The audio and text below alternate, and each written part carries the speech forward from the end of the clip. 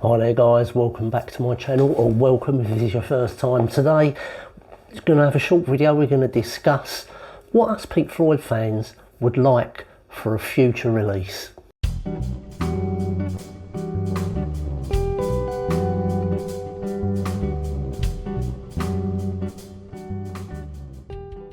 Hi there guys, welcome to my channel, and welcome if this is your first time. I often sit back and think to myself, you know, Pink Floyd as an entity are no more. There's going to be no more new releases from them. Certainly the last official release was the Endless River, and now we're just going to be sort of waiting for maybe some unreleased stuff, that sort of thing. But it got me to thinking, what would we want really from a future release? And I'm talking specifically on vinyl now, not CD, because some of these things that I'm going to talk about now have already had a CD release, but they are sort of in a niche area. So the first one I'm going to talk about is Live at Pompeii. When the Early Years box set came out, those that were lucky enough to buy the Early Years box set, that behemoth, which was about, I think it was about £500 or £300 or whatever it is, it goes for about £300 or £400 now. Unless you bought that, you had to buy the individual volumes, which is what I did. And on these CDs, you've got a absolutely beautiful remix of Live at Pompeii, where they took multi-tracks, remixed them and remastered them and put them on the Obfuscation volume. Now, I've always said that I think that they should release Live at Pompeii on vinyl, and I think as a future record store day release, if they'd done that as a double album, it would be brilliant. I think it would probably fit on a double album. Echoes certainly would have to go on one side, although I think it actually comes out around about 24 minutes. It's quite long for one side of a vinyl record, but I do think that Live at Pompeii would make a fantastic record store day release. What do you think? The next one on my wants list, what I would want from a future Pink Floyd release, also comes from the Early Years box set, and that is off of Reverberation 1971 and also Deviation 1970. Now, back in the day, back in the 80s, I had a bootleg LP called Atom Heart Mother Goes on the Road. It was a double album, and it was made up of the two Paris Theatre performances that the Floyd done for the BBC, presented by John Peel.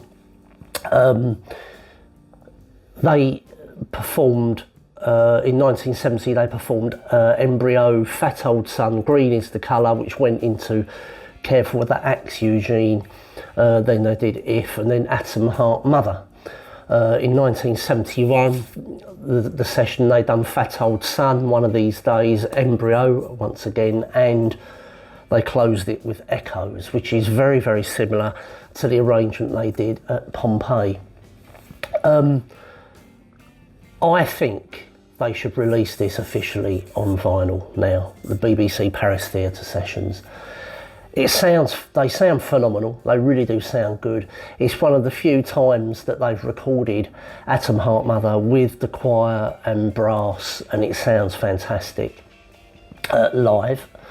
The version of Green is the Colour, which segues into Careful That Axe, Eugene, is absolutely sublime. Seriously good. And the fact it's got John Peel on it, which adds a bit of kudos to it as well.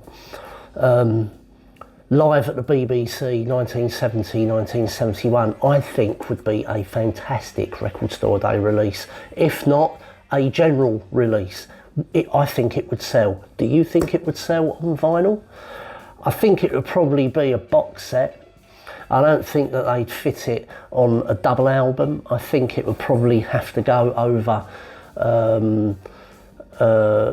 3 albums maybe, to make it fit. Certainly on Atom Heart Mother Goes on the Road, one of the performances of Embryo, whatever one it is, it escapes me at the moment. I think it was the 1971 performance of Embryo was cut, probably to make it fit on 2 vinyl records, because that bootleg was a double album.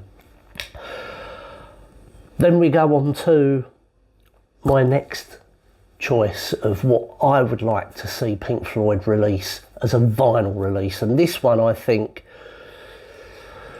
is really, really wanting a release, and that is The Wall, Is There Anybody Out There, on vinyl.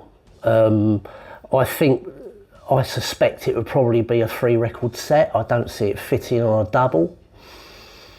That said, it would be a fantastic box set. It sounds really good as well. The Surrogate Band, made up of Willie Wilson on drums, Snowy White on guitar, Andy Bown on bass guitar. The keyboard player's name escapes me, forgive me there, but an absolutely fantastic, stellar band. Along with some fantastic performances by Pink Floyd. This would be the last time that Rick Wright would perform live with the Roger Waters-led Pink Floyd. He was on that tour as a hired gun, having previously been sacked by Roger Waters during the recording of the Wall album. He had been brought in purely on a contract basis, and I think rumour has it that him and the other session guys came out of it really well financially, where Pink Floyd themselves actually ran that concert tour at a loss because they were paying off huge tax bills. Is there anybody out there on vinyl? Do you think it deserves a vinyl release? What do you think? Tell me in the comments below what you think.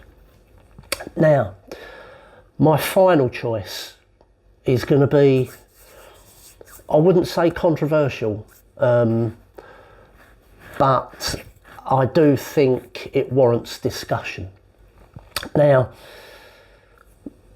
off-piste a little bit, the Beatles, back in the 70s, there was a recording of the Beatles live at the Star Club that had been recorded without their permission, really. It was recorded on a reel-to-reel tape recorder in the Star Club in Germany.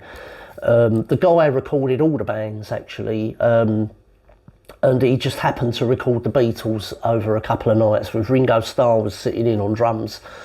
Pete Best was unavailable that night. Whiz forward to 1977, and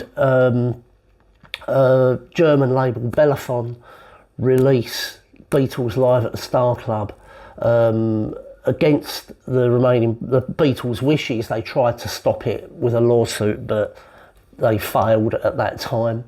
It's now actually been blocked from release, but during the 70s to late 70s, they were fighting it in court. They actually got an injunction on it, I think in the early 80s, I believe. That said, whiz forward to now, and the news is Peter Jackson is using his demix technology to separate all of the stems of the Star Club performance, remix it, and put it all back together again, and it looks like there's going to be an official release of the Beatles Live at the Star Club, but it's going to be polished up, it's going to sound much better, and I personally I'm looking forward to hearing that. That's got me thinking, is that back in 1977, a gentleman called Reinhard Hohlwein sneaked a reel-to-reel tape recorder into the Oakland Coliseum to see Pink Floyd perform Animals. This recording is now looked upon as the gold standard for the Animals tour bootleg recordings. There's been a number of remasters of it over the years, the latest one being the definitive version, which I have, and I also have the harvested version.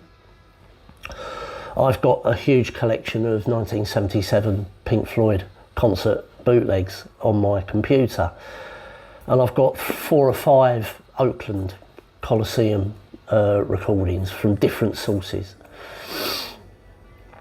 And the Reinhardt Holbein version is known as the best that there is, and that's got me thinking, is that the reel-to-reel of this still exists. So they've always said there's never Animals was never recorded live, but I put forward to you, Pink Floyd Music Limited, that you could take that Oakland recording and you could use demix technology on it, and you could bring out an Animals live concert recording, an official one, work with Reinhard Holbein and work together and bring the fans something that we've been wanting for years, and that is an official Animals tour live recording. I've got a video coming up in the near future where I discuss the Animals tour in more detail. Today I just want to talk about that live recording as a potential future release by Pink Floyd. I think it's doable. And you know, the technology's there now. AI technology is there to now split the stems. You can actually take out audience noise, and to be fair, the Oakland Coliseum recording is so good, the audience noise is not that bad at all. It's really, really good, and it's a dynamic recording. If you want to hear it, I'll put a link below to some of the tracks that are available. And so I'll put it to you, Pink Floyd Music Limited. Seriously consider using AI technology to demix the Oakland Coliseum concert from 1977. I think that would sell big time. You've probably still got the quad tapes from the surround effects that you used on the tour. You could actually fly them in and use them as a 5.1 mix, or as part of a 5.1 mix for the concert recording. So I think the potential is really there. The potential's huge for that. Give it some thought. What do you think? Do you think the Oakland Coliseum recording is a good candidate for demixing, remixing, polishing and releasing to the Pink Floyd fan base? Let me know in the comments below, and thank you for joining me. I'll see you in the next video, and hit like and subscribe. You'll be amazed, 80% of the people that watch my videos are not subscribed, and it's free. It's totally free, and you'll keep up with the content. Got some great stuff coming, and you won't want to miss all that anyway. And I'll see you in the next video. Cheers, bye bye.